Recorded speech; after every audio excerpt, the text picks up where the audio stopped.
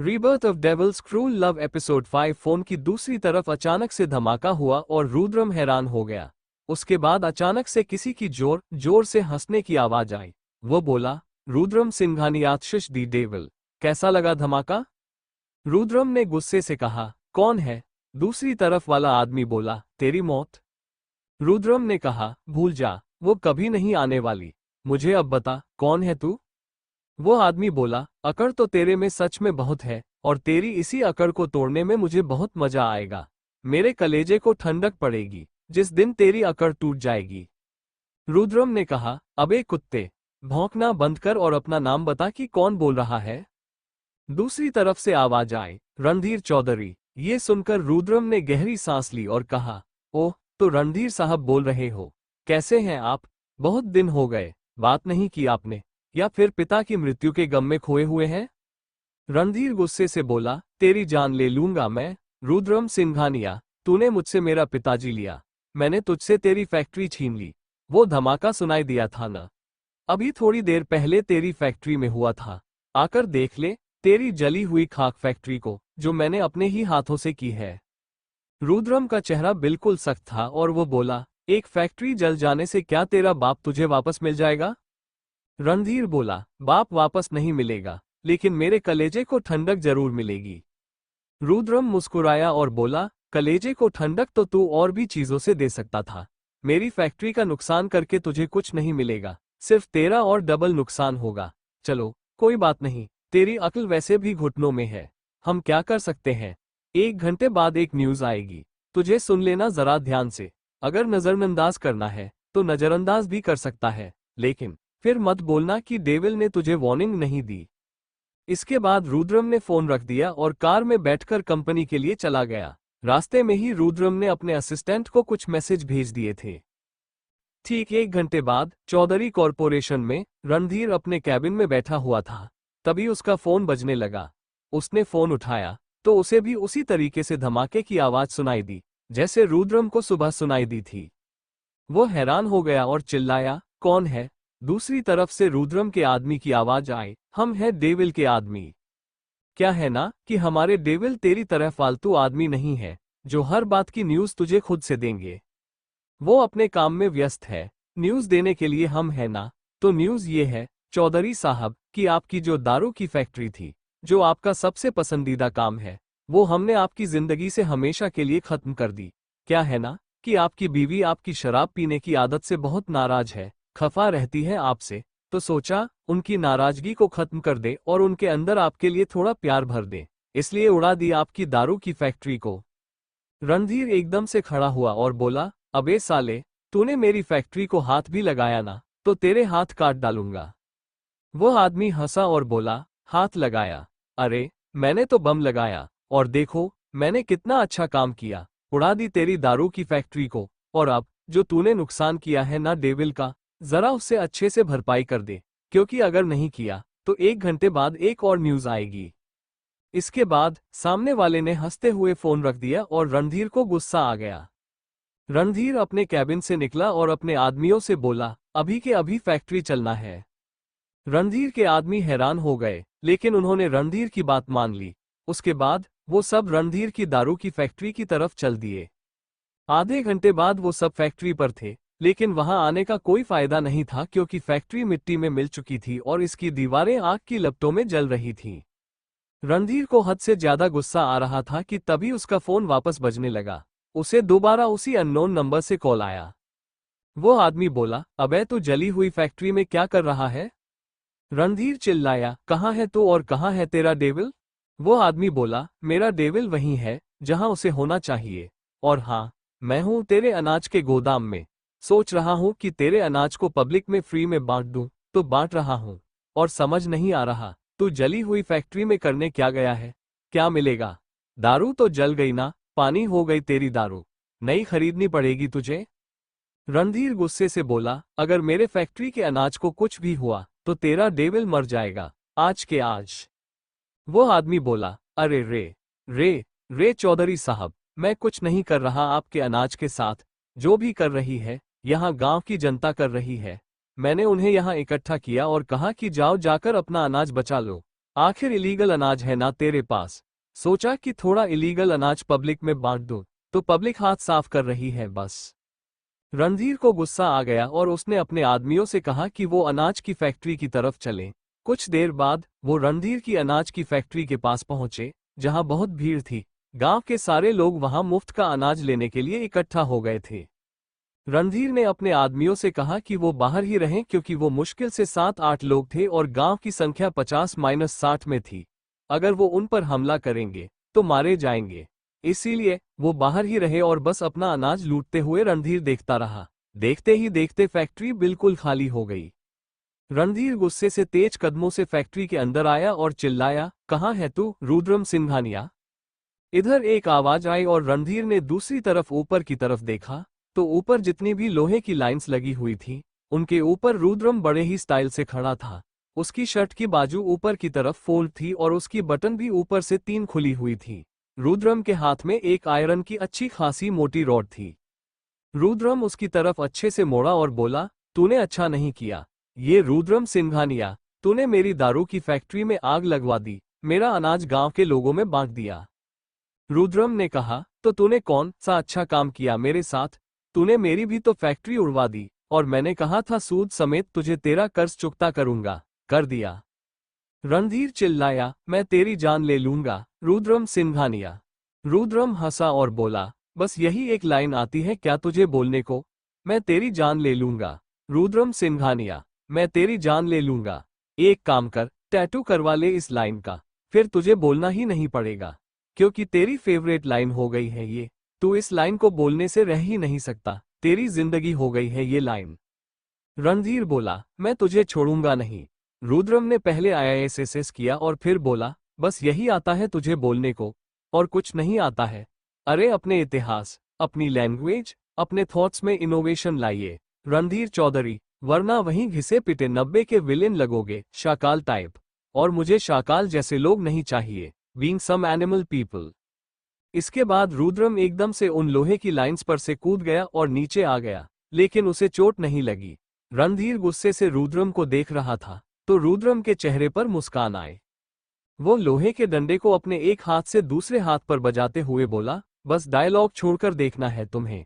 Villain के पास या तो कुछ भी डायलॉग होते हैं, या तो बस ये बड़ी बड़ी आंखें होती हैं, जिससे तुम घूर कर देखते हो और कुछ होता ही नहीं। कोई बात नहीं, मूवीज देखो, डायलॉग लर्न करो, आ जाएंगे, कुछ तो सीख लोगे। हाँ, बात वही है कि अंत में मरना तो तुम लोगों को ही है, पर फिर भी कुछ इनोवेटिव करने में क्या हर्ज है, करो। उसके बाद रुद्रम मुड़ा और जाने लगा। रुद्रम के लिए ये सब बच्चों का खेल लग रहा था। तभी रणधीर बोला, शादी करके आए हो ना रुद्रम? रुद्रम मुड़ा और अपने एक्सप्रेशन लेस भाव से उसे देखने लगा। रणधीर आगे आया और रुद्रम के बिल्कुल सामने खड़ा हो गया और बोला, सुना है, बड़ी ही मासूम, चंचल और हाँ, कम उम्र की लड़की के साथ शादी की है तुमने। सुनने में आया है कि तुम उसे अपना ऑब्सेशन बोलते हो। रुद्रम ने गहरी सांस ली और कहा, सिर्फ बोलता नहीं, मानता भी हूं। और हाँ, बहुत कुछ तूने मेरी बीवी के बारे में जान लिया, तो इतना भी जान ले कि वह मेरी है, सिर्फ रुद्रम सिंघानिया की। तो उसकी तरफ आंख उठाकर देखना भी मत, वरना तेरी आंखों से कब देखना छीन लूंगा, तुझे पता भी नहीं चलेगा। रणधीर बोला, मोहब्बत तो बहुत करते हो छोटी सी बच्ची से, तो इतना भी जान लो कि उसे अकेला छोड़कर मत जाना, क्योंकि अगर चिड़िया को पिंजरे से आजाद रखोगे तो उसे शैतान पकड़ लेगा और अपने कब्जे में कर लेगा। रुद्रम बोला, पहली बात, मेरी बीवी चिड़िया नहीं है, शेरनी है। दूसरी बात, शैतान कौन है यहाँ? तुम।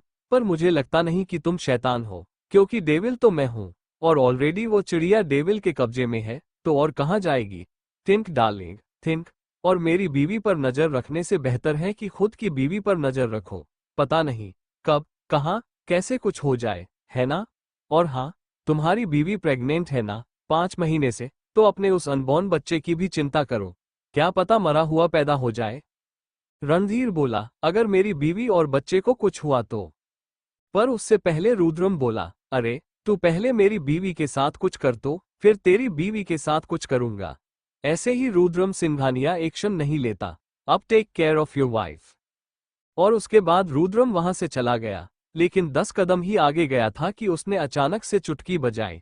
जहां पर रणधीर था उससे थोड़ा ही दूर एक छोटा सा ब्लास्ट हुआ और वो जगह आग की लपटों में आ गई। रुद्रम जाते हुए बोला, बाहर निकल जा रणधीर, वरना तेरी लाश निकलेगी यहां से। उसके बाद धीरे धीरे छोटे छोटे ब्लास्ट फैक्ट्री में होते रहे और रुद्रम निकल गया। रणधीर भी उन ब्लास्ट से डरकर अपने आदमियों के साथ बाहर आ गया। जब वो बाहर आया तो देखा रुद्रम अपनी कार में बैठकर वहां से जा चुका था। रणधीर गुस्से से बोला, इसकी उस छोटी सी बीवी के साथ ही कुछ करना पड़ेगा। रणधीर का आदमी बोला, लेकिन सर, सुनने में आया है कि वो इसके बिना शायद कहीं नहीं जाएगी। रणधीर बोला, जाएगी सरोज, जाएगी। और ये खुद आएगी अब मेरे पास। इसकी बीवी खुद आएगी मेरे पास। वहीं दूसरी तरफ सिंघानिया में मोह अपने कमरे में बैठी हुई थी और अपनी तपस्या को पूरी कर रही थी। तभी वहां पर फाल्गुनी आई और बोली, हाय मोह। मोह ने अपना सर उठाकर फाल्गुनी को देखा और मुस्कुराते हुए बोली, आप आ गई। उसके बाद मोह बेड से उठ गई और अपनी बुक को वापस रख दिया। फाल्गुनी उसके पास आई और बेड पर बैठ गई। वो बोली, कैसी हो मोह? मोह बोली, अच्छी हूँ। फाल्गुनी ने अपना सर हिलाया और फिर पूरे कमरे को देखने लगी। कमरा बिल्कुल वैसा ही था जैसा रुद्रम चाहता था। वहां पर सिर्फ मोह के कपड़े आए थे और कुछ नहीं, बाकी सब कुछ ऐसा का ऐसा ही था। फाल्गुनी बोली, तुम्हारी कोई मुझे फोटो फ्रेम नजर नहीं आ रही यहाँ? तुमने कोई शादी में फोटो नहीं खिंचवाए? मोह को समझ में नहीं आया तो फाल्गुनी ने कहा, मेरा मतलब है तस्वीर। शादी में तुम्हारी और रुद्रम की कोई तस्वीर नहीं खींची गई? मोह बोली, खींची गई थी पर हमारे पास वह तस्वीर नहीं है। फाल्गुनी बोली, क्यों? रुद्रम ने तुम्हें दिखाई नहीं? मोह बोली, नहीं, अभी तक नहीं दिखाए। जब उनका मन करेगा दिखा देंगे। फाल्गुनी नोटिस कर रही थी कि जैसा जैसा रुद्रम करता था वैसा ही मोह करती थी। जैसे उसने खुद को रुद्रम के लिए समर्पित कर दिया हो, जैसे वह भगवान हो। जो वह बोलेगा वो करेगी। फाल्गुनी ने कहा, तुम कभी मॉल गई हो? मोह ने अपना सरनाम में हिलाया और कहा, नहीं गए। क्या है ये? फाल्गुनी ने कहा, यह एक जगह होती है जहां पर हम घूमने जाते हैं, मूवीज देखते हैं, खाते हैं, कपड़े खरीदते हैं और भी बहुत कुछ करते हैं। एक तरीके से थोड़ा रिलैक्स करने की जगह होती है। रिलैक्स सुनकर मोह को याद आया कि आज उसे और रुद्रम को घूमने जाना था, लेकिन रुद्रम तो कंपनी चला गया था। फिर भी मोह ने कुछ नहीं कहा। मोह बोली, ये तो अच्छी बात है, आप जा रही हैं? फाल्गुनी बोली, सिर्फ मैं नहीं, मेरे साथ ज्योति और मानसी आंटी भी जा रही है। हम तीनों जा रहे हैं, तुम भी चलो। मोह ने कहा, नहीं, हम नहीं जाएंगे। बाबू साहब नहीं है ना, तो कैसे जाएं? फाल्गुनी ने कहा, पर अगर तुम्हारे बाबू साहब नहीं है तो क्या हुआ? तुम क्या अपनी जिंदगी छोड़ दोगी उनके चक्कर में? नहीं ना, तो चलो। और बाबू साहब मत बुलाया करो, कितना गंदा लगता है बाबू साहब। रुद्र बुलाया करो या फिर आरएस बुलाओ। आरएस क्यों? मोह ने सवाल किया। तो फाल्गुनी बोली, अरे कितना अच्छा लगता है किसी के नाम का शॉर्ट फॉर्म निकालकर बुलाना। मैं तो कभी कभी रुद्र को आरएस ही बुलाती हूँ, कितना अच्छा लगता है। मोह ने कहा, पर यह बहुत छोटा नहीं है, स्कूल वाली। फाल्गुनी बोली, अच्छा ठीक है, तुम बुलाओ जो तुम्हें बुलाना है। और चलो हमारे साथ शॉपिंग करने के लिए। तुम देखो शहर के मॉल और यहाँ के कपड़े कैसे होते हैं। मोह ने कहा, अगर बाबू साहब ने मुझे डांटा तो? फाल्गुनी बोली, तो मुझे बुला लेना, मैं उस आदमी की अच्छे से क्लास लगाऊंगी, वो तुम्हें कुछ नहीं कहेगा। चलो अब। मोह सोचने लगी और फिर बोली, ठीक है, शॉपिंग मॉल। मोह, फाल्गुनी, मानसी और ज्योति के साथ शॉपिंग पर जाने के लिए तैयार हो गई थी। वो सभी शॉपिंग मॉल के लिए निकल गईं। कार को फाल्गुनी ड्राइव कर रही थी और उसने रोड के दूसरी तरफ कार को पार्क किया। फाल्गुनी कार से उतरी और उसके पीछे पीछे ज्योति और मानसी भी कार से उतरी। मानसी ने सवाल किया, ये तुमने कार को इस तरफ क्यों पार्क किया है? ज्योति बोली, उधर देखो, गाड़ियों की ऐसी भीड़ है कि अगर उधर पार्क करने की सोची तो 1 घंटे में कार पार्क होगी और 1 घंटे में ही निकालनी पड़ेगी। 2 घंटे बर्बाद हो जाएंगे। बेहतर है कि यहाँ से 5 मिनट का रास्ता ही क्रॉस कर लें। मानसी ने कहा, यह भी ठीक है। उसके बाद उसने मोह से कहा, बेटा तुम कार में क्यों बैठी हो, चलो आओ। मोह कार से उतर गई। उसने लाल रंग की साड़ी पहनी हुई थी, बाल खुले छोड़े हुए थे, गले में मंगलसूत्र था, मांग में सिंदूर, कानों में सोने के झुमके और हाथों में दो दो चूड़ियां थीं। यही श्रृंगार था जो मोह ने किया हुआ था। उसके बाद वो सभी ध्यान से रास्ता क्रॉस करने लगे। इतनी सारी गाड़ियों को एक साथ आते जाते देखकर मोह घबरा गई और उसने अपने कानों पर हाथ रखकर एक तरफ खड़ी हो गई। उधर तीनों ने रास्ता लगभग क्रॉस कर लिया था, लेकिन जब ज्योति ने देखा कि मोह उनके साथ नहीं है, तो उसने पलट कर देखा। मोह अभी भी कार के पास खड़ी थी और अपने कानों पर हाथ रखे हुए थी। ज्योति ने मानसी से कहा, माँ, भाभी वहीं रह गई है। मानसी और फाल्गुनी ने भी उधर देखा। फाल्गुनी बोली, इस रोड को क्रॉस करना नहीं आता क्या? बच्ची तो नहीं है कि रोड क्रॉस नहीं कर सकती। इस पर ज्योति ने कुछ नहीं कहा, बल्कि वो खुद आगे की तरफ चली गई और मोह से बोली, क्या हुआ बेटा, यहाँ क्यों रुक गई? मोह ने डरते हुए कहा, इतनी सारी गाड़ियों को देखकर घबराहट हो गई, माफ कीजिए, हमारी वजह से आपको तकलीफ हुई। मानसी मुस्कुराई और बोली, तकलीफ नहीं हुई है बेटा, बस ऐसे ही, चलो, मेरा हाथ पकड़ लो, उसके बाद चलेंगे। मानसी ने अपना हाथ आगे किया, तो मोह ने भी उसका हाथ पकड़ लिया। मानसी ने ध्यान से मोह को रोड क्रॉस करवाए। कुछ पलों बाद वो सभी मॉल के अंदर थे और इधर उधर घूम रहे थे। मॉल में अधिकतर लोगों ने वेस्टर्न कपड़े पहने हुए थे और मोह उन सभी लड़कियों को देख रही थी जो शॉर्ट ड्रेसेस, जीन्स और टॉप में अपने अपने बॉयफ्रेंड या फैमिली के साथ घूम रही थी। ज्योति मोह के पास आई और बोली, कैसा लग रहा है आपको? मोह ने कहा, अच्छा है। ज्योति ने कहा, तो आपके चेहरे पर यह फीकी स्माइल क्यों है? ब्राइट स्माइल लेकर आइए, मतलब एक खुशनुमा मुस्कान। इस पर मोह मुस्कुरा दी। ज्योति ने कहा, yes, that's like me, good भाभी। फिर ज्योति ने मोह का हाथ पकड़ लिया और कहा, अब ये हाथ मैं नहीं छोड़ूंगी जब तक हम घर नहीं पहुंच जाते। आपको जो चाहिए मुझे बोलना, ठीक है? मोह ने अपना सिर हिलाकर हामी भर दी। ज्योति ने मोह का हाथ कसकर पकड़ लिया और उसे लेकर अपने साथ हर जगह घूमने लगी। तभी फाल्गुनी ने किसी के मुंह से सुना कि वहां पर ज्वेलरी का एग्जीबिशन लगा है। उसने मानसी से कहा, हम भी चलें क्या एग्जीबिशन में? मानसी ने कहा, ठीक है, चलो। उसके बाद वो सभी ज्वेलरी के एग्जीबिशन की तरफ चले गए। बाहर लिखा हुआ था हीरालाल ज्वेलरी एग्जीबिशन। वो सभी अंदर चले गए और सिक्योरिटी गार्ड ने सबको स्कैन किया। जब सिक्योरिटी गार्ड मोह को स्कैन कर रहा था, तो उसे बहुत अजीब लग रहा था। ज्योति ने कहा, ये प्रोसीजर है, भाभी, हर किसी के साथ होता है, डरिए मत। मोह ने अपनी घबराहट को रोक लिया और अंदर आ गई। उसकी आंखें कुछ पल के लिए बंद हो गईं क्योंकि हीरो की चमक ने उसे हैरान कर दिया था। उसकी आंखें चमक उठी थीं। ज्योति ने कहा, अपनी आंखें क्यों बंद की हैं आपने, भाभी? खोलिए इन्हें। मोह ने अपनी आंखें खोल दी और हीरो को देखने लगी। उन्हें देखते ही मोह के दिल में वह हीरे बस गए थे। ऐसा लग रहा था कि वह हीरे उसके लिए हैं और उसे चाहिए, लेकिन उसने अपने अरमानों को दबा लिया। ज्योति उसका चेहरा पढ़ने की कोशिश कर रही थी और बोली, आपको इनमें से कोई ज्वेलरी चाहिए? मैं भैया को बोल दूंगी, वो आपको दिला देंगे। फोन करके बोल दो कि आप आ जाओ एग्जीबिशन में अपनी वाइफ को शादी का गिफ्ट देने। मोह ने कोई जवाब नहीं दिया, लेकिन मानसी और फाल्गुनी उनसे ज्यादा दूर नहीं थे।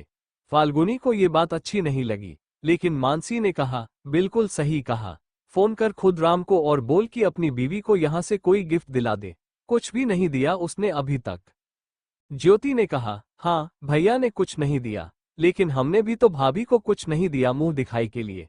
जो औरतें आई थीं, बस उन्होंने ही दिया, हमें भी देना चाहिए भाभी को गिफ्ट। मानसी बोली, ठीक है, तो फिर एग्जीबिशन में आए हैं, तो मैं यहाँ से कुछ दिला देती हूँ अपनी बहू को। उसके बाद मानसी ने ज्योति के हाथ से मोह का हाथ छुड़ाया और खुद उसका हाथ पकड़ते हुए बोली, तू फोन कर अपने भाई को, मैं इसे लेकर जाती हूँ और कुछ दिलवा देती हूँ। फाल्गुनी वो हाथ देख रही थी जिसे वो खुद के लिए कल्पना कर रही थी। वो चाहती थी कि मानसी ने उसका हाथ इस तरीके से पकड़ा होता और यह बात जो उसने मोह के लिए कही है, वो उसके लिए कही होती, लेकिन ये किस्मत में शायद उसके नहीं था। वहीं दूसरी तरफ रुद्रम घर आ गया था, लेकिन जब उसे घर काफी शांत लगा, तो वह हैरान हो गया। वो सीधा अपने दादा दादी के कमरे में गया। वहां उसने देखा कि अमरेंद्र जी नहीं थे, बस कविता दादी ही थी, जो कि बेड पर बैठी हुई थी और कुछ सोच रही थी। रुद्रम बोला, घर इतना शांत क्यों है? कोई चहल पहल नहीं है, घर की शैतान कहाँ है? कविता जी ने कहा, मानसी, ज्योति, फाल्गुनी और मोह शॉपिंग करने के लिए मॉल गए हैं और तेरे दादाजी गांव गए हैं, स्कूल में। रुद्रम हैरान हो गया और बोला, पूरे स्कूल में क्यों? कविता जी ने कहा, तू तो जा नहीं रहा था, इसीलिए तेरे दादाजी खुद चले गए प्रिंसिपल को ठिकाने लगाने के लिए। चिंता मत कर, शाम तक आ जाएंगे। और तेरा भाई, वो पता नहीं कहाँ घूम रहा है। तेरे पापा अपने दोस्त के साथ कहीं गए हैं। रुद्रम बोला, और इन चारों ने मुझे क्यों नहीं बताया कि घूमने जा रही है? मैं यहाँ स्पेशली मोह के लिए आया था। मैं उसे अपने साथ लेकर जाना चाहता था। कविता जी ने इस पर अपना चश्मा थोड़ा नीचे किया और अपनी आंखों से घूरकर रुद्रम को देखा, फिर वापस चश्मा अपनी आंखों पर ढंग से चढ़ाया और बुनाई करते हुए बोली, कमाल है, शादी को सिर्फ 3 दिन हुए और अपनी बीवी का हो गया। चलो अच्छा है, इसी बहाने मुझे पोता या पोती मिलेगी। मैं तो कहती हूँ हनीमून पर चला जा। रुद्रम को कभी कभी लगता था कि उसकी दादी आज के जमाने की है, पहले जमाने की नहीं, क्योंकि वो हमेशा बिंदास होकर कुछ भी बोल देती थी। रुद्रम बोला, मेरी प्यारी दादी, हनीमून के बारे में बाद में सोचेंगे, पहले बताइए कौन से मॉल गए हैं? मैं जाता हूँ और अपनी बीवी को लेकर आता हूँ। कविता कुछ बोलती उससे पहले ही रुद्रम का फोन बजने लगा। उसने देखा कि ज्योति का फोन है और उसे बेचैनी सी होने लगी, क्योंकि मोह के लिए ये शहर, ये जगह, सब कुछ नया था और अचानक से उसे ऐसी भीड़ भाड़ वाली जगह पर ले जाया गया था। उसने जल्दी से फोन उठाया और बोला, क्या हुआ? सब ठीक है ना? मोह ठीक है ना? अगर उससे कुछ हुआ ना, तो मैं तुम तीनों को छोड़ने नहीं वाला। ज्योति ने इस पर रुद्रम को चिढ़ाते हुए कहा, अरे मेरे भैया, भाभी की बड़ी चिंता हो रही है। लेकिन आपको किसने बताया कि हम मॉल में हैं? पक्का दादी ने फोन करके बताया होगा। रुद्रम ने कहा, दादी मुझे फोन करके क्यों बताएंगी? उन्होंने मेरे सामने ही बताया है, मैं उनके पास हूं। ज्योति बोली, दादी की कंपनी मिल गई। मैं घर आया था और तुम मेरी बीवी को लेकर कहाँ भाग गए हो? ज्योति ने कहा, सुपर 30 मॉल। रुद्रम ने कहा, मैं वहां आ रहा हूं अभी। ज्योति ने कहा, इसलिए तो फोन किया था कि आ जाओ। यहाँ पर हीरालाल ज्वेलरी एग्जीबिशन लगा हुआ है, भाभी को शादी का गिफ्ट दिला दीजिए। रुद्रम ने कहा, ठीक है, मैं आ रहा हूँ। उसके बाद वह वहां से निकल गया और कार में बैठते हुए एक आदमी से बोला, एक होटल बुक करो आज रात के लिए, और हाँ, सजावट अच्छे से करना, मुझे कोई भी कमी नजर नहीं आनी चाहिए, वरना मैं होटल को और मालिक को एक साथ उड़ा दूंगा, और ऐसे उड़ाऊंगा कि सबको यही लगेगा कि दुनिया में वो कभी था ही नहीं। कुछ देर बाद रुद्रम सुपर 30 मॉल पहुंच गया और उन दोनों को ढूंढने लगा। उसने एक आदमी से एग्जीबिशन के बारे में पूछा, तो उसने बताया कि 3rd फ्लोर पर चल रहा है। फिर रुद्रम भी एग्जीबिशन की तरफ आ गया। इस बीच मानसी ने जबरदस्ती ही सही, लेकिन मोह को एक प्यारा सा हीरे का नेकलेस दिला दिया था। मोह बार बार मना कर रही थी कि उसे नहीं चाहिए। वो बोली, आपने ये क्यों खरीदा? ये बहुत महंगा है, मैं इसे कैसे संभालूंगी? मैं इसे पहन भी नहीं सकती। मानसी बोली, तो किसने कहा कि इसे डेली पहनना है? कोई अच्छा प्रसंग आए तब पहनना, और मुझे पता है कि तू इसे संभाल कर पहनेगी। अगर घूमना भी हुआ तो घुमा देना। ठीक है, मुझे कोई प्रॉब्लम नहीं है। मुझे बस अपनी तरफ से एक तोहफा देना था अपनी प्यारी सी फूल जैसी बेटी को, वो मैंने दे दिया। अब तेरा पति आ रहा है, वह भी तुझे देगा। और हाँ, उससे एक लिस्ट बड़ा हाथ मारना, कोई छोटी मोटी चीज मत मांगना अपने पति से। तभी पीछे से आवाज आए, जो तुम कहोगी वो दिला दूंगा मैं। फाल्गुनी, मानसी, ज्योति और मोह तीनों ने उसकी तरफ देखा। रुद्रम अपनी पेंट की पॉकेट में हाथ डाले खड़ा था। फिर वो उन सबके पास आया और उसने मोह की कलाई को पकड़ा और कहा, थक गई होगी ना, आओ। उसके बाद वह मोह को लेकर एक जगह आया और सिटिंग एरिया पर उसे बिठा दिया। एक वोटर से बोला, जाकर जूस लेकर आओ सबके लिए। ज्योति बोली, आए तो हम भी हैं, हम भी थक गए होंगे। रुद्रम ने घूरकर ज्योति को देखा और कहा, भगवान ने जान दी है ना शरीर में, तो उसका इस्तेमाल करो। इतनी भी क्या कमजोर हो कि थक गई? उसके बाद रुद्रम ने मानसी से कहा, माँ आप भी आकर बैठ जाइए। वोटर जूस लेकर आया और उसने सबको जूस दिया। अपनी तरफ से रुद्रम ने मोह का गिलास उठाया और उसे अपने हाथों से पिलाया। ज्योति ने कहा, कभी इतने प्यार से मुझे या मानसी को खिलाया पिलाया? रुद्रम जूस पिलाते हुए बोला, बचपन में जब तू छोटी थी तब बहुत खिलाया पिलाया तुझे। अब खुद से कर, और खुद से नहीं करना तो अपने लिए बंदा ढूंढ ले, हमारा दिमाग मत खा। ज्योति ने मानसी से कहा, वैसे मुझे नहीं लगता कि भैया अब डेविल रह गए हैं। मतलब जिस तरीके से पहले बातें किया करते थे, वो दिखावा करते थे, वो सारा रौब तो कहीं गायब हो गया भाभी के आने से। रुद्रम ने ग्लास को टेबल पर रखा और कहा, मैं आज भी डेविल हूं और मेरे चर्चे पूरी दुनिया में मशहूर हैं, समझी? उसके बाद रुद्रम ने रुमाल निकाला और मोह के होठों पर लगे जूस को साफ किया। फिर उन सबके सामने ही उसने मोह के होठों पर हल्की सी किस कर दी। यह कोई पहली बार तो नहीं था, इसलिए ज्योति और मानसी को फर्क नहीं पड़ा, लेकिन फाल्गुनी को लगा था। उसे काफी अजीब लगा था। रुद्रम मोह के चेहरे के बेहद करीब था और बोला, एक बार और चाहिए। रुद्रम एक जगह फोन पर बात कर रहा था और मानसी मोह को लेकर एक तरफ आ गई थी। ज्योति और फाल्गुनी एक तरफ थे, लेकिन बार बार फाल्गुनी की नजर रुद्रम की तरफ जा रही थी। मानसी मोह के साथ पूरा एग्जीबिशन लगभग घूम चुकी थी, लेकिन वह अपनी जगह रुक गई थी और किसी से बात कर रही थी। मानसी जब वापस मोह की तरफ मुड़ी तो उसने देखा कि वह कब से एक हीरे की अंगूठी को देख रही है, जो शीशे के अंदर थी। मानसी ने अंगूठी की कीमत देखी तो वह पूरी 1 करोड़ रुपए की थी।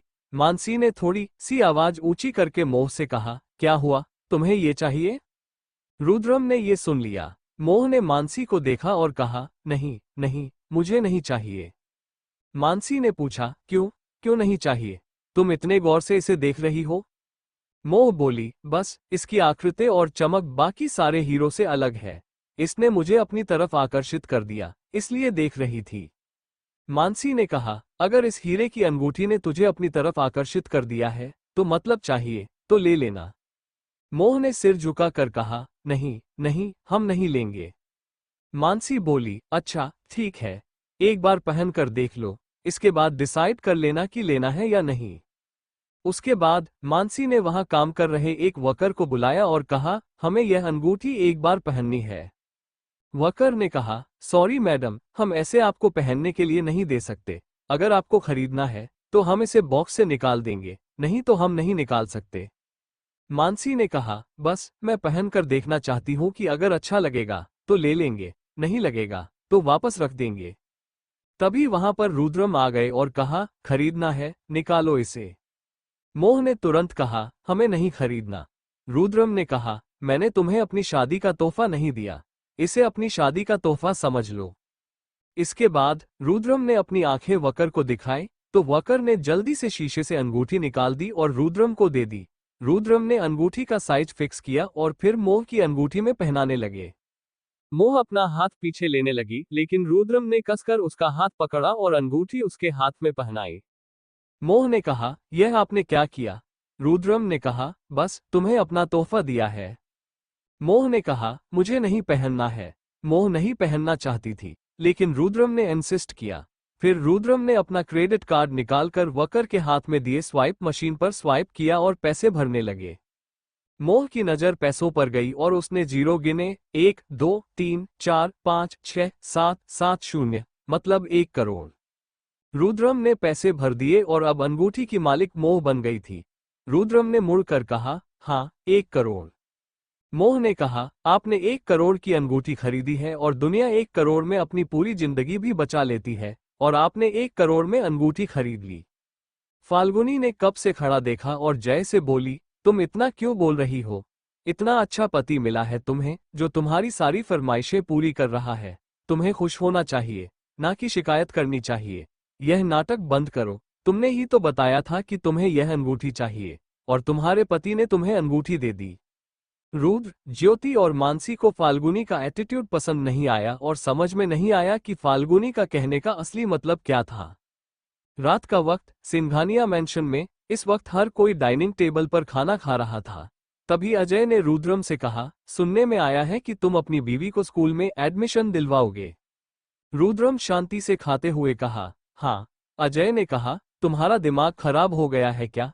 ये तुम्हारी बीवी है, कोई बेटी नहीं, जो तुम उसे स्कूल में एडमिशन दिलवाओगे। रुद्रम ने कहा, बीवी है, बेटी नहीं है, लेकिन हाँ, बीवी के साथ साथ यह मेरी पार्टनर है। अपनी पार्टनर की सारी इच्छाओं को पूरा करना सामने वाले का हक होता है। मैं उसकी पढ़ाई पूरी करवाना चाहता हूँ, ताकि वह आगे चलकर जो भी करना चाहे वो कर सके। अजय ने कहा, क्या करें?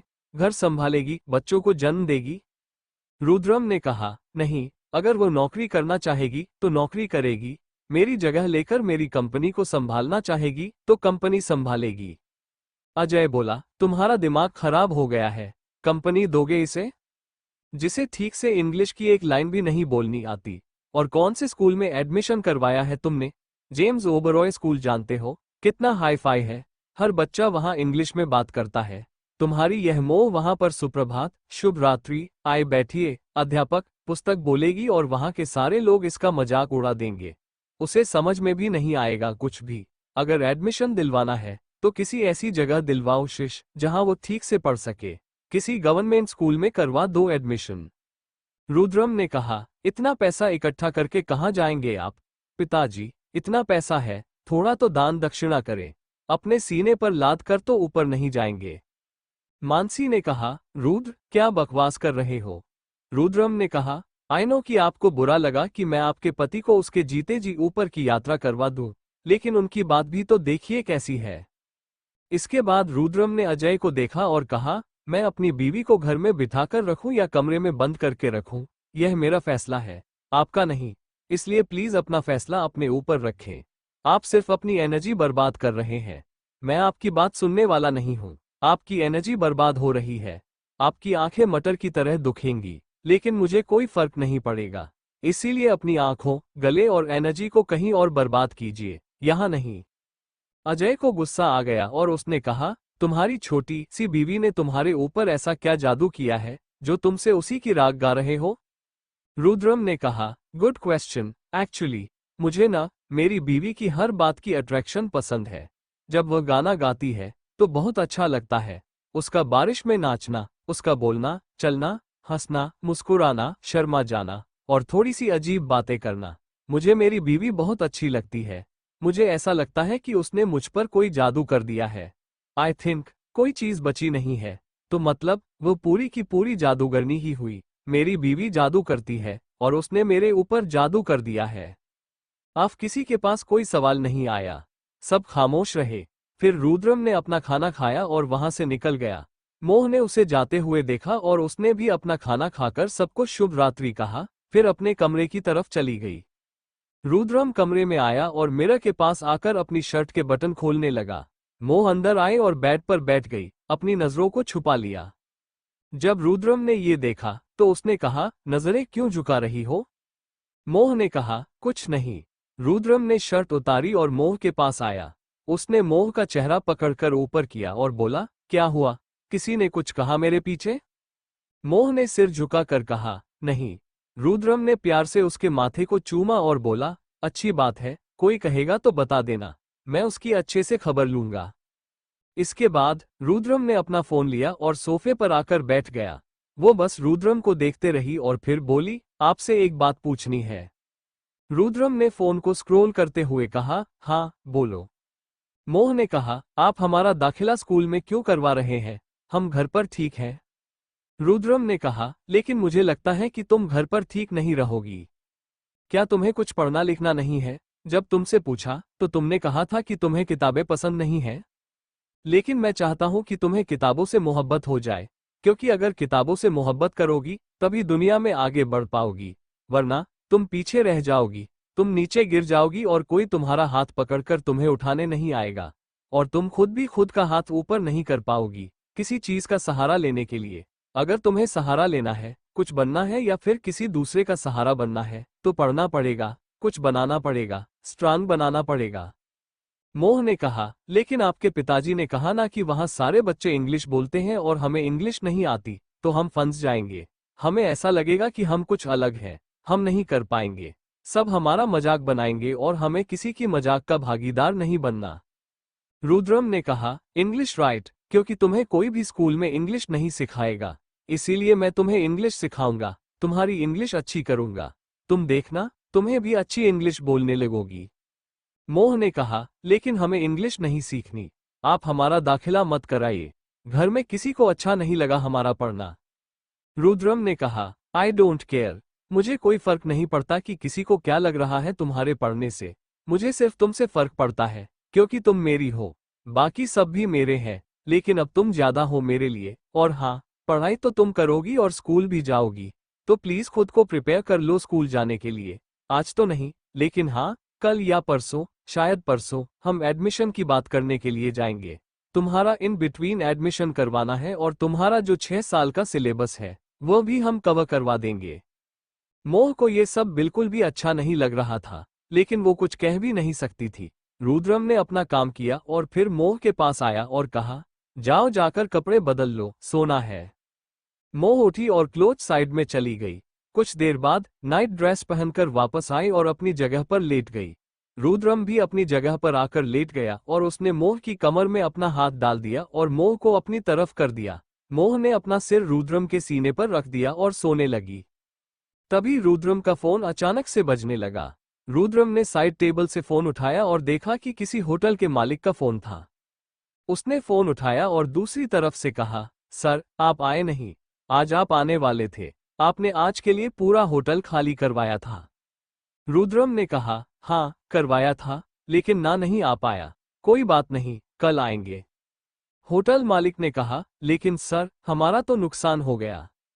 रुद्रम ने कहा, कोई नुकसान नहीं हुआ। आज की और कल की भरपाई हम कर देंगे। कल के लिए भी होटल खाली रखना। होटल मालिक ने सिर झुकाकर कहा और फिर फोन रख दिया। रुद्रम ने भी फोन को साइलेंट कर दिया और साइड टेबल पर रख दिया। उसने मोह को उठाकर बिल्कुल अपने ऊपर रख लिया और उसकी कमर पर हाथ रखकर कहा, ज्यादा मत सोचो। तुम बहुत अच्छे से पढ़ोगी। स्टार्टिंग में प्रॉब्लम हर किसी को होती है। जब हम छोटे बच्चे होते हैं और स्कूल जाते हैं तो हमें कुछ नहीं पता होता है। टीचर्स हमें फिर भी हाथ पकड़कर लिखवाती हैं और हमारे साथ बैठकर हमसे बुलवाती हैं। धीरे धीरे हर कोई परफेक्ट नहीं होता है और जरूरी नहीं कि वो जल्दी परफेक्ट हो भी जाए। टाइम लगता है, इसलिए चिंता मत करो। तुम भी बहुत अच्छे से पढ़ पाओगी और बहुत अच्छी जॉब कर पाओगी आगे चलकर।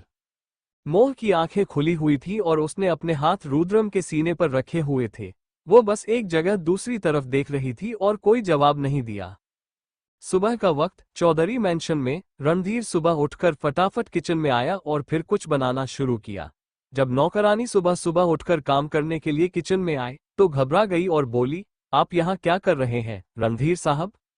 रणधीर ने कहा, अरे वो क्या है ना सुषमा, मेरी बीवी को अचानक से आइसक्रीम खाने का मन हो गया है। वह भी मेरे हाथ की, तो मुझे बनानी पड़ेगी। अच्छा बताओ, आइसक्रीम बनती कैसे है? मैं फटाफट उसके लिए लेकर जाऊं। नौकरानी बोली, लेकिन सर, आइसक्रीम जल्दी नहीं बनती है। 12 घंटे लगते हैं आइसक्रीम को, और आइसक्रीम का सामान भी नहीं है। ना कोको पाउडर है, ना क्रीम है, सब कुछ खत्म हो रखा है। रणधीर बोला, क्या सब कुछ खत्म हो रखा है? तुम सब करते क्या हो? लेकर आओ अभी के अभी। और यह 12 घंटे का सिस्टम क्या है भाई? अभी के अभी आइसक्रीम क्यों नहीं बनेगी? नौकरानी बोली, अभी के अभी रसमलाई बन जाएगी, आइसक्रीम नहीं बनेगी। आइसक्रीम को लिक्विड फॉर्म में बनाएंगे, उसे सॉलिड करने के लिए फ्रिज में रखना पड़ेगा। ना 12 घंटे, लेकिन कुछ घंटे के लिए तो रखना ही पड़ेगा। रणधीर का सारा मूड बेकार हो गया। तभी सीढ़ियों से किसी लड़की की जोर जोर से हंसने की आवाज आई। नौकरानी और रणधीर दोनों ने उसकी तरफ देखा। वो लड़की काफी खूबसूरत थी, उसका पेट बाहर आ रहा था। वो 5 महीने से प्रेग्नेंट थी और उसकी शक्ल कुछ जान पहचाने सी लग रही थी। वो लड़की धीरे धीरे अपने कदमों को नीचे करते हुए किचन में आई और बोली, अब तो मुझे अभी के अभी आपके हाथों से बनाई हुई आइसक्रीम चाहिए। रणधीर ने कहा, तुम जानबूझकर ऐसा कर रही हो ना? तुम्हें पता है कि मैं अभी के अभी आइसक्रीम नहीं दे पाऊंगा और तुमने जबरदस्ती जिद करी। लड़की हंसने लगी। रणधीर बोला, हंसो मत मोह। हाँ, इस लड़की की शक्ल मोह जैसी थी, कुछ कुछ, पर उम्र में बड़ी थी और उम्र थी 18 साल।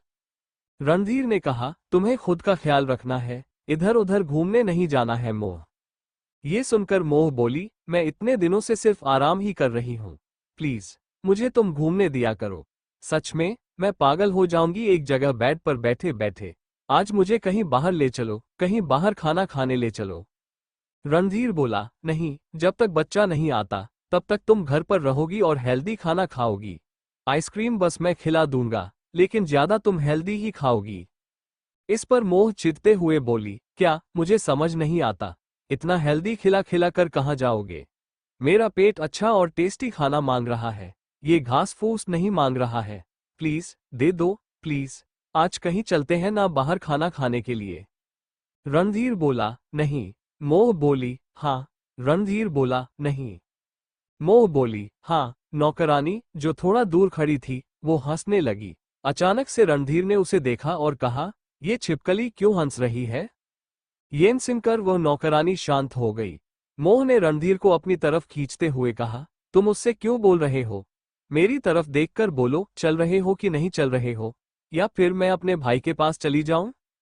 रणधीर थोड़े उबलते हुए बोला, मायका कहाँ से बीच में आ जाता है? मोह बोली, मेरा घर है, इसलिए आ जाता है। अब मुझे ये बताओ, चलोगे कि नहीं चलोगे, या फिर मैं अपने भाई को कॉल करूं? रणधीर हार मानते हुए बोला, ठीक है, चलेंगे, लेकिन तब तक तुम रेस्ट करोगी और हेल्दी फूड खाओगी। मोह को हेल्दी फूड के नाम से ही उल्टी आती थी, लेकिन उसने कहा, ठीक है।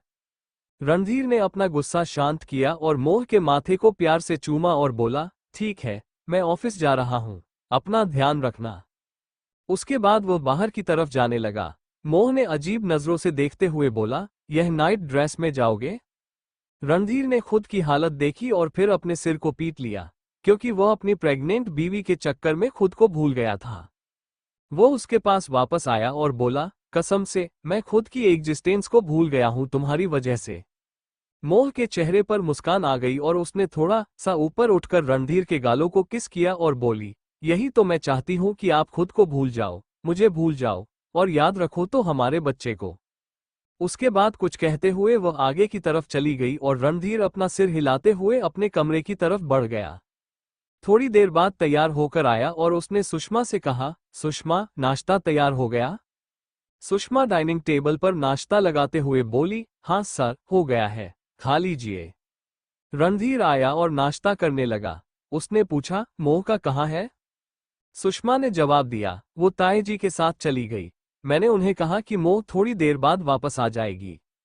रणधीर ने अपना सिर हिलाया और फिर नाश्ता करके खड़ा हुआ और बोला, अगर 1 घंटे तक नहीं आए तो खुद उसे लेने चली जाना। उसके बाद रणधीर चला गया। वो गाड़ी में बैठा और फिर उसने अपने आदमी को कॉल किया और कहा, पता चला कुछ रुद्रम सिंघानिया की बीवी के बारे में? दूसरी तरफ से आदमी बोला, सर, बड़ी शॉकिंग न्यूज़ पता चली है। रणधीर ने गुस्से से कहा, शॉकिंग न्यूज़? तुम्हें बीवी के बारे में पता करने के लिए बोला था, शॉकिंग न्यूज़ नहीं, क्या पता चला? उसका आदमी बोला, रुद्रम सिंघानिया की बीवी का नाम मोह वर्मा है। रणधीर के हाथ बिल्कुल रुक गए और उसने बोला, व्हाट? उसका आदमी बोला, हाँ सर, उसकी बीवी का नाम मोह वर्मा है, जो कि किसी राधे राधे गांव से है, और उसकी फोटो मैंने आपको भेजी है। सर, उसकी फोटो भी बड़ी अजीब है। रणधीर ने कहा, ठीक है, फोन रखो। उसके बाद रणधीर ने अपना फोन चेक किया। उसके आदमी ने उसे व्हाट्सएप पर मैसेज भेजा हुआ था। रणधीर ने मैसेज को ओपन किया और जब उसने मोह की तस्वीर देखी तो वह बिल्कुल शॉक हो गया और बोला, ये तो मेरी मोह है। लेकिन ये तो घर पर है, रुद्रम सिंघानिया की बीवी नहीं। ये बिल्कुल मेरी मोह जैसी है। इसका नाम मोह है। ऐसा कैसे हो सकता है? क्या खेल खेल रहे हो तुम मेरे साथ, रुद्रम सिंघानिया? कहीं तुम सच में अभी तक कुंवारे तो नहीं हो और मेरे साथ ही शादी का खेल खेल रहे हो, सिर्फ मुझे फंसाने के लिए? अगर ऐसा है और तुमने मेरी बीवी की तस्वीर और उसका नाम का इस्तेमाल किया है, तो मैं सच में तुझे जान से मार डालूंगा। मैं कुछ भी बर्दाश्त करूंगा, लेकिन अपनी बीवी पर एक आंच बर्दाश्त नहीं करूंगा। वहीं दूसरी तरफ रुद्रम अपने कमरे में था और तैयार हो रहा था। मोह बिस्तर को ठीक कर रही थी कि तभी रुद्र ने कहा, तुम्हें साड़ी पहननी आ गई। ये सुनकर मोह के हाथ रुक गए और उसने पलटकर रुद्रम को देखा और कहा, थोड़ी थोड़ी? रुद्रम पलटा और बोला, what do you mean by थोड़ी थोड़ी? या तो पूरी आएगी या फिर आधी भी नहीं आएगी, बताओ। मोह ने अपना सिर हिला दिया। तो रुद्रम बोला, ठीक है, तो मैं ज्योति को बोलकर जाऊंगा। वो तुम्हें आज शाम को साड़ी पहना देगी, क्योंकि आज हम दोनों कहीं जाएंगे। मोह ने सवाल किया, कहाँ जाएंगे? रुद्रम ने अपना सिर हाँ में हिला दिया और कहा, बाहर। मोह ने पूछा, बाहर कहाँ, और कौन कौन जाएगा हमारे साथ? रुद्रम उसके पास आया और उसका चेहरा पकड़ते हुए बोला, ये हम दोनों का क्वालिटी टाइम है। हम दोनों के अलावा कोई नहीं आएगा वहां पर, सिर्फ हम दोनों होंगे। हम बाहर जाकर खाना खाएंगे और आज रात बाहर ही रहेंगे, कल सुबह वापस आएंगे। मोह ने उसे देखा और कहा, बाहर रहेंगे मतलब घर के अलावा और कहाँ रहेंगे? रुद्रम बोला, सरप्राइज है। मोह को समझ नहीं आया, तो उसने कहा, बता दीजिए ना, प्लीज। रुद्र ने कहा, सरप्राइज है मतलब, और रुद्र बीच में अटक गया, क्योंकि उसे सरप्राइज का हिंदी मतलब नहीं पता था। वो बोला, सरप्राइज है, सब मतलब सरप्राइज है। रुद्र अटक गया था और बोला, रात को बता दूंगा, अभी ना अपने दिमाग पर जोर मत दो। और हाँ, मैंने 2 नई किताबें निकाली थी लाइब्रेरी से, उन्हें पढ़ लेना। मोहन ने अपना सिर हाँ में हिलाया। फिर रुद्र ने उसके माथे को प्यार से किस किया और अपना बैग लेकर चला गया। वो बेड पर आकर बैठ गई और उन किताबों को खोल दिया। रुद्र कार में बैठा और ड्राइवर के आगे की तरफ जाने लगा। दूसरी तरफ अमरेंद्र जी गांव जाने के लिए निकल रहे थे। सब सवाल कर रहे थे कि अचानक से वो गांव क्यों जा रहे हैं, लेकिन अमरेंद्र जी कोई जवाब नहीं दे रहे थे। अजय ने सवाल किया, आप कहाँ जा रहे हैं पिताजी, क्यों जा रहे हैं? आपको गांव में क्या मिलेगा? आपको गांव में जाकर एक लड़की अपने सिर पर बिठा रहे हैं, ये काफी नहीं है क्या? अमरेंद्र जी रुके और अजय को गुस्से से देखते हुए बोले, पहली बात तो वो कोई बाहर की लड़की नहीं है जो तुम बार बार लड़की लड़की बुलाते हो। उसका नाम मोह है और वह इस घर की बहू है। इस घर की बहू भूलो मत, आगे चलकर वह हमें रुद्रम के बाद वाला वारिस देगी। और अपना यह मुंह बंद रखो और उसके बारे में कुछ भी बुरा मत कहो, तुम भी और तुम्हारा ये बेटा अमर भी। अजय का चेहरा बिल्कुल काला पड़ गया। इस वक्त वह सारे के सारे अजय के कमरे में थे और अमरेंद्र जी बस ये बोलने आए थे कि वह गांव जा रहे हैं। अजय बोला, अब बार बार अमर को मेरा बेटा बोलना बंद कर दीजिए। अमरेंद्र जी बोले, क्यों नहीं मानते? तुम्हारी बीवी को ना पता हो, लेकिन मुझे बहुत अच्छे से पता है कि अमर तुम्हारा भाई का न होकर तुम्हारा खुद का बेटा है। तभी तो उसके अंदर सारे के सारे लक्षण तुम्हारे हैं। यही सबसे बड़ा कारण है कि वो अमेरिका में न रहकर यहाँ रहता है, अपने असली बाप के पास। शुक्र मनाओ अजय कि अभी तक मैंने मानसी को कुछ नहीं बताया, वरना जो मानसी अभी तक तुमसे डर डर कर रह रही है, वो एक दिन रुद्र रूप धारण कर लेगी। और इस बात के लिए तसल्ली रखो कि तुम्हारे बेटे रुद्रम को इस बारे में कुछ नहीं पता, क्योंकि तुम्हारी बीवी तो तुमसे सिर्फ नाराज होगी या तुमसे रिश्ता तोड़ देगी। तुम्हारा बेटा तो तुम्हें जान से मार डालेगा जब उसे पता चलेगा कि तुमने उसके साथ उसकी माँ के साथ कितनी बड़ी गद्दारी की है। अमर कमरे में आया और बोला, बस दादाजी, आप मेरे पापा के बारे में और नहीं बोल सकते। अमरेंद्र जी टेढ़ा मुस्कुराए और बोले, नाजायज बेटा। अमर को बिल्कुल अच्छा नहीं लगता था। वह दूसरों के सामने अजय को हमेशा चाचा जी बुलाता था, लेकिन अकेले में वह उसे पिता बुलाता था। और अकेले में अमरेंद्र जी भी अमर के साथ कोई अच्छा रवैया नहीं रखते थे। वो उसे हमेशा नाजायज बेटा कह के ही बुलाया करते थे। अमर ने अपनी भाभी के साथ गैर रिश्ता बनाया था, वह भी सिर्फ इसीलिए क्योंकि उसे अपनी बीवी से ज्यादा अपनी भाभी में इंटरेस्ट नहीं लगा था, और उसने अपनी भाभी का एक दिन बलात्कार कर दिया। अजय का भाई भी था और वह अपनी बीवी से बहुत प्यार करता था। उसे पता था कि उसकी बीवी की कोई गलती नहीं, जो गलती है उसके बड़े भाई की है। इसीलिए उसने वह बच्चा इस दुनिया में आते ही अजय को दे दिया और खुद अपनी बीवी को लेकर हमेशा के लिए अमेरिका चला गया। और आज जो एक बहुत ही ज्यादा फेमस और रिपीटेड सॉफ्टवेयर इंजीनियर के नाम से मशहूर था, कपिल सिंघानिया, और उसकी बीवी का नाम था बानी सिंघानिया। आगे चलकर बानी ने 2 और बच्चों को जन्म दिया, लड़का आयुष सिंघानिया और लड़की कृतिका सिंघानिया। अमरेंद्र जी अपनी बात बोलकर वहां से गांव के लिए निकल गए। अजय और अमर दोनों को गुस्सा आ गया। अजय ने गुस्से से अमर से कहा, जाकर कोई काम धंधा कर लो। अमर, अगर कोई काम धंधा नहीं करोगे और मेरी ही पैसों पर ऐश करोगे तो तुम्हारे दादाजी हमेशा तुम्हें नाजायज ही बोलेंगे। कोई ऐसा काम करो जिससे वह तुम्हें जायज बोल दे। अमर ने कहा, मेरी माँ के करीब जाने से पहले ये सब सोचना चाहिए था। अजय को गुस्सा आ गया और वो खुद ही अपने कमरे से निकल गया। इधर सिंघानिया कॉरपोरेशन में रुद्रम मीटिंग हॉल में बैठा हुआ था। पूरी मीटिंग एक फॉरेनर आदमी कंडक्ट कर रहा था और रुद्रम बिल्कुल सामने बैठा हुआ था। सामने प्रोजेक्टर था जिसे वो देख रहा था। वो फॉरेनर एक अंडरस्टैंडिंग स्टिक के साथ खड़ा था और उसके जरिए हर किसी को सब कुछ बता रहा था। रुद्रम धीरे धीरे उसके सारे पॉइंट्स को सुन रहा था और समझने की कोशिश कर रहा था। तभी अचानक से उसने कहा, स्टॉप मिस्टर। वो आदमी रुक गया और रुद्रम को देखने लगा। रुद्रम ने आगे कहा, यह आप क्या कर रहे हैं? अगर इस तरीके से पॉइंट्स को समझाएंगे तो रात हो जाएगी और किसी को समझ में भी नहीं आएगा। पॉइंट्स को जरा प्रॉपर तरीके से समझाइए। मुझे परफेक्शन चाहिए, प्रैक्टिस नहीं। अगर यहाँ आए हो कुछ प्रेजेंट करने के लिए तो प्रेजेंटेशन चाहिए। तुम यहाँ प्रेजेंट कर रहे हो, प्रैक्टिस नहीं कर रहे हो। और अगर प्रैक्टिस कंप्लीट नहीं हुई तो go to your home, practice and then कम।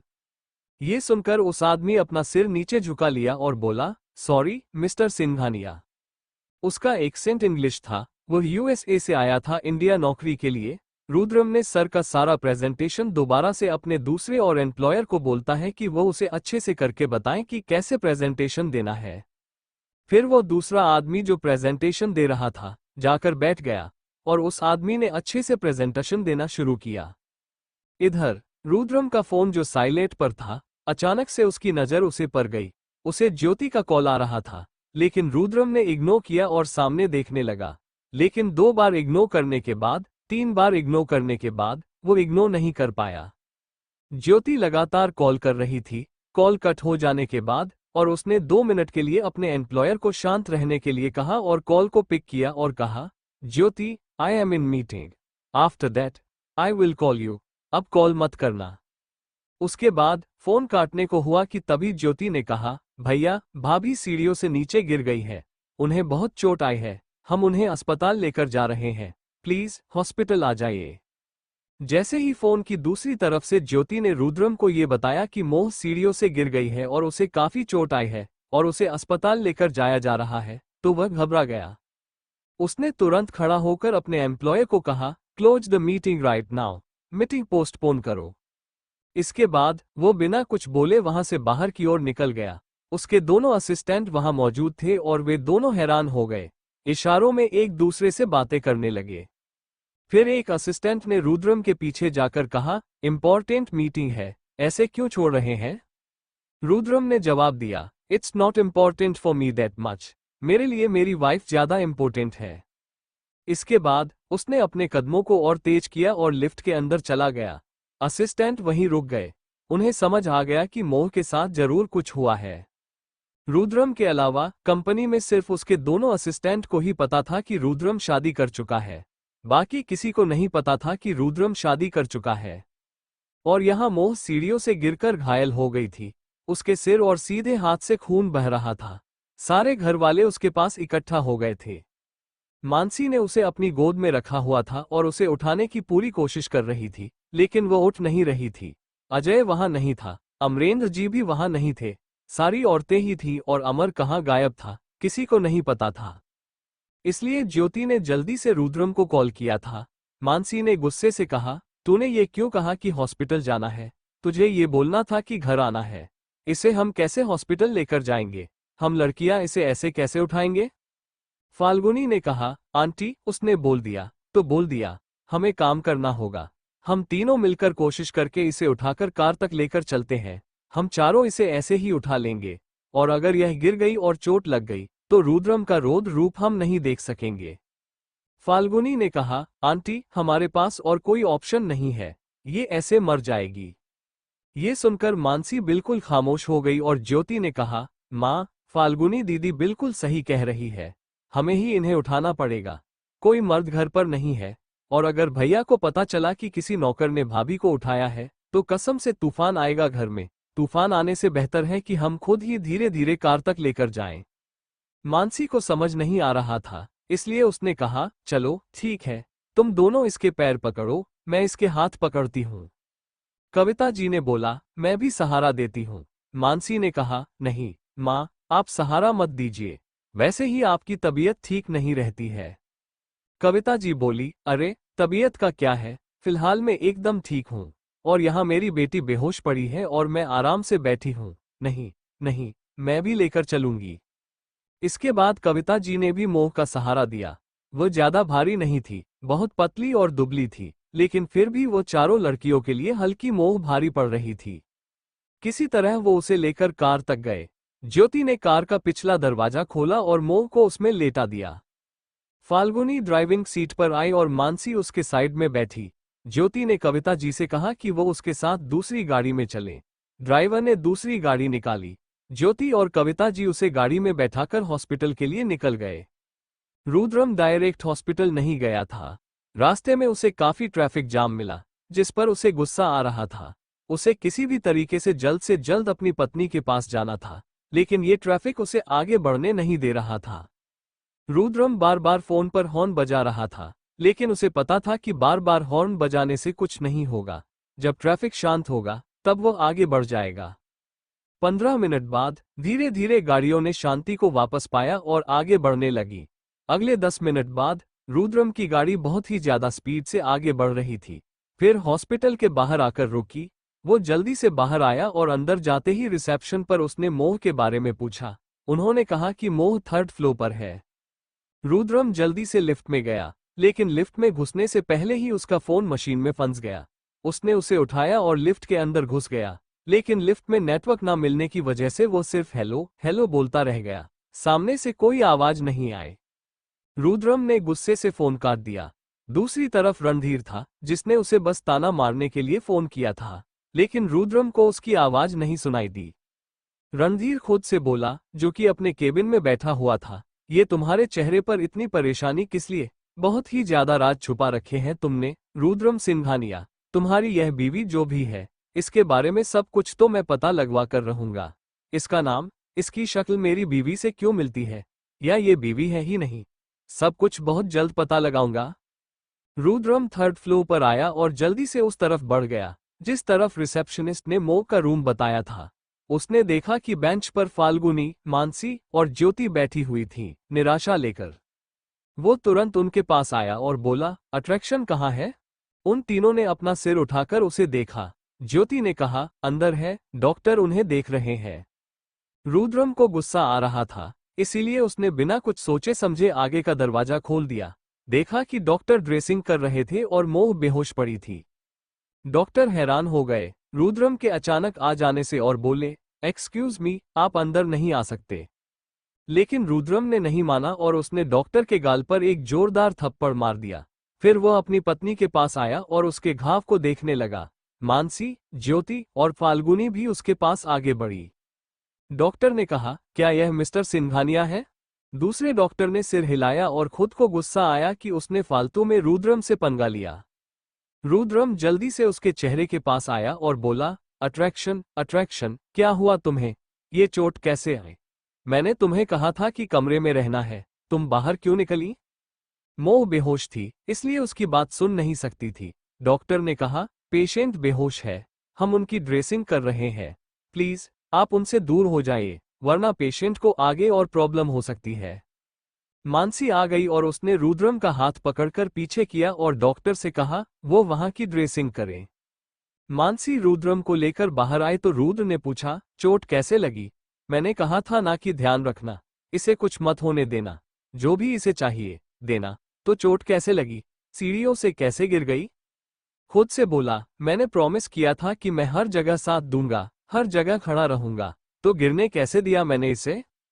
मानसी ने जवाब दिया, तूने गिरने नहीं दिया, उसका ध्यान नहीं था, इसलिए वो गिर गई। अभी ठीक हो जाएगी, होश आ जाएगा उसे 2 घंटे में, 1-2 घंटे में। रुद्रम ने गुस्से में कहा, तुम्हारा दिमाग खराब हो गया है, तुम्हें पता है ना कि मैं नहीं रह सकता उसके बिना। उसके बाद रुद्रम बेंच पर बैठ गया और उसने अपने बालों को नोचना शुरू किया। उसे समझ नहीं आ रहा था कि वह क्यों इतना ज्यादा अट्रैक्ट हो गया था। वह प्यार अचानक से साइकोनेस में कैसे बदल गया। फाल्गुनी देख रही थी, वो बहुत अजीब तरीके से रिएक्ट कर रहा था। वो एकदम से खड़ा हुआ और बोला, जिस सीढ़ियों से मेरी अट्रैक्शंस गिरी है और उसे चोट लगी है, मैं उस सीढ़ी को ही घर से निकाल दूंगा। मानसी और ज्योति भी हैरान हो गई और बोली, तेरा दिमाग खराब हो गया है, सीढ़ी घर से निकलेगा? गिर गई गलती से, उसका ध्यान नहीं था।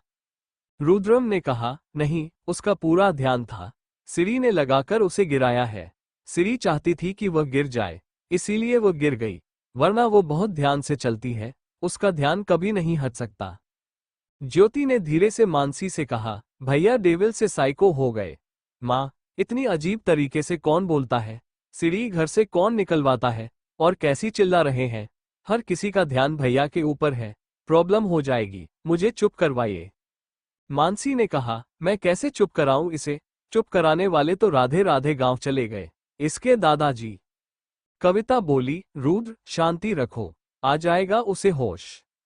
रुद्रम ने कहा, मुझे पता है कि उसे होश आ जाएगा, लेकिन 2 घंटे में कैसे रहूंगा उसके बिना? कैसे? मेरा मन कर रहा है कि अभी किसी का खून कर दूं। किसका करूं? उसके बाद वो फाल्गुनी की तरफ बढ़ा और अपने हाथ आगे बढ़ाते हुए बोला, तुम्हारा खून कर दूं क्या? फाल्गुनी घबरा गई और कदम पीछे लेते हुए बोली, क्या बकवास कर रहे हो तुम? रुद्रम, होश में आओ, तुम क्या बोल रहे हो? खून कर दोगे? तुम्हारी बीवी सीढ़ी से गिरी है, उसमें तुम मेरा क्यों खून कर दोगे? रुद्रम ने कहा, क्योंकि तुम हमेशा से मेरे पास रहना चाहती थी, मेरी बीवी बनना चाहती थी। क्या पता तुमने अपनी या तेल गिराकर मेरी बीवी को नीचे गिराया हो। फाल्गुनी की आंखें बड़ी हो गईं और वो बोली, कुछ भी मत बोलो। मैं क्यों गिराऊंगी उसे? तुम्हारा दिमाग खराब हो गया है। कुछ भी मत बोलो। जो साइको की तरह चालाक से तुम बिहेव कर रहे हो, प्लीज इस बिहेवियर को बंद करो। अच्छा नहीं लगता तुम पर। तुम डेविल ही ठीक हो, साइको नहीं। रुद्रम को गुस्सा आ रहा था। पता नहीं उसका बिहेवियर उसके अंदर अचानक से कैसे आ गया था। सिर्फ उसकी बीवी को चोट लगी इसीलिए, या कुछ और वजह थी? बस वो मोह के ऊपर खून को बर्दाश्त नहीं कर पाया था। वो वापस बेंच पर बैठ गया और अपने पैरों को जोर जोर से फर्श पर बजाने लगा और अपने बालों को अपने हाथों से नोचने लगा। ज्योति को अपने भाई से डर लगने लगा और वह मानसी के पीछे छुपते हुए बोली, माँ, यह क्या हो गया इन्हें? यैन अच्छी तरीके से रिएक्ट क्यों नहीं कर रहे हैं? मानसी बोली, मुझे नहीं पता बेटा, पर मैं कैसे बोलूं? ये तो मुझसे भी उल्टी तरीके से बात करता है। मुझे समझ नहीं आ रहा है।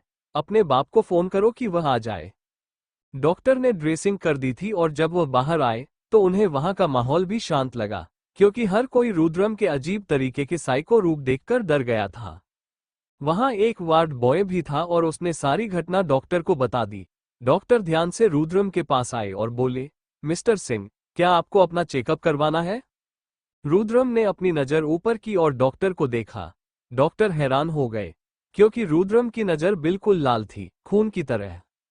रुद्रम ने कहा, मेरी बीवी होश में आ गई। डॉक्टर ने कहा, नहीं, 1 घंटे बाद आ जाएंगे। रुद्रम कांपने लगा और बोला, ठीक है, मैं अपनी बीवी के पास जा रहा हूं। उसके बाद वह रूम के अंदर गया और दरवाजा अंदर से बंद कर दिया। वो मोह की बिल्कुल साइड में आकर बैठ गया और उसका हाथ अपने हाथ में लेते हुए बोला, अट्रैक्शन जो मैंने आते हुए देखा, वह क्या था?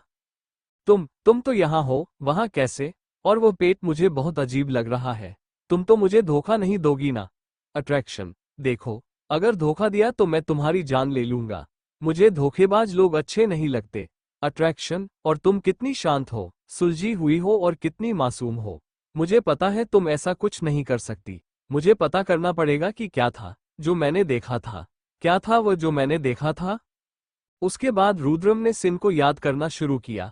जब वह हॉस्पिटल आ रहा था तो उसने एक औरत को देखा था जो बिल्कुल मोह की तरह दिखती थी और उसका पेट बाहर निकला हुआ था। वो और कोई नहीं बल्कि रणधीर की मोह थी और वह एक बूढ़ी औरत के साथ रोड पर चल रही थी और उसके साथ मुस्कुराते हुए बातें कर रही थी। रुद्र उसे और उस पेट को देखकर बिल्कुल हैरान हो गया था। Thank you for listening. मुझे उम्मीद है आपको ये स्टोरी पसंद आई होगी।